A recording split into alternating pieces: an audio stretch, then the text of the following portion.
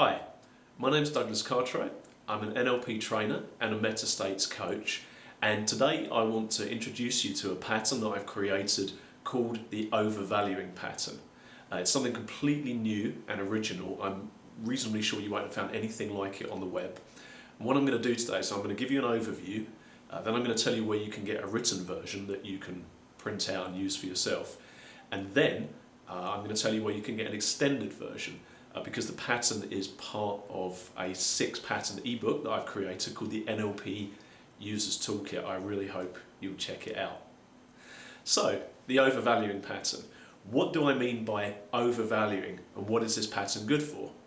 Well, sometimes we give things in life too much attention. Now, these don't necessarily have to be bad things, but if they're taking time away from other important areas of our life, then I would say that we're overvaluing them. To give you an example, do you spend too much time watching TV, surfing the web? I know some people go to the gym every single night. All of these are good things, but if they take away time from other important areas of your life, then maybe you're giving them more importance than you need to, and you need to bring it down the scale of importance. Now for me, this pattern came about when I was taking the opinions of someone I knew too personally, and one day, after they'd said something, I asked myself, do I give this person's opinion too much importance? Do I overvalue it? And that's where this started to come about. So the first thing to do is to ask yourself, what am I giving too much attention to? What in my life am I overvaluing? And if possible, ask yourself, or try and find out the belief behind that. What do I believe about that? Now for me, it was that I believe that this person is judging me, and for some reason I was making that too important. So what is the belief that you're overvaluing? What is the area in your life where you're placing too much value on something? Now the next thing to do is to rate your belief on a scale of -10 to +10. Now this is purely subjective, and you can rate it anywhere you want. If you feel this thing's really affecting you negatively, then you might want to rate it in the minus side, otherwise rate it in the plus side. And with the belief that I had, I would say I rated it at about a -3. So once you've done that, I'd like you to ask yourself the question, what would happen if I completely and utterly dropped this belief? What if I didn't care about it anymore whatsoever? What if it was defunct, completely and utterly a zero, gone from my life? Absolutely. You know, what would this open up for me? Now you might find that you actually want to keep parts of this belief. For example, I wanted to build in the ability to speak up for myself more forcefully. So the next thing you can do is ask yourself, where would I like to rate it on the scale?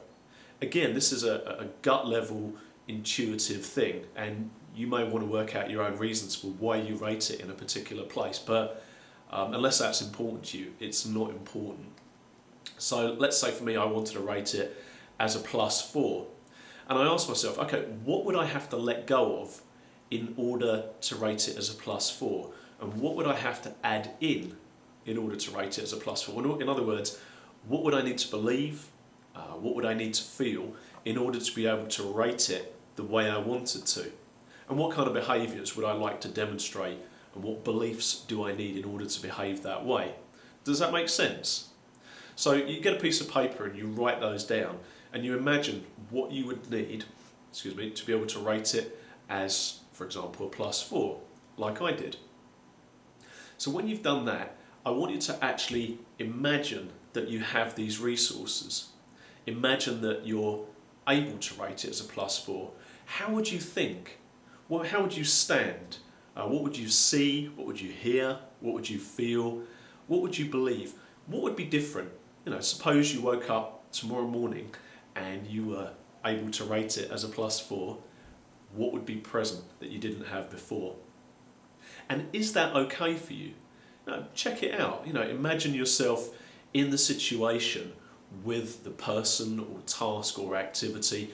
Are you now able to do it only as much as you want to? Are you now able to interact with that person in the way you want to? And you can really imagine this, and as an NLP practitioner, you know about states and anchoring and future pacing. So you can use all that to make it more solid. But the real purpose of this pattern is, at this point, you can ask yourself, can I actually imagine myself responding and reacting differently? Because this pattern has opened up a new space for you to be able to do that. And you may need to do a little bit of additional work. Anyway, you can find a copy of this pattern at www.livingwords.net/articles.html. You can also, on the same site, livingwords.net/products.html, you can find the NLP/Neurosemantic Users Toolkit.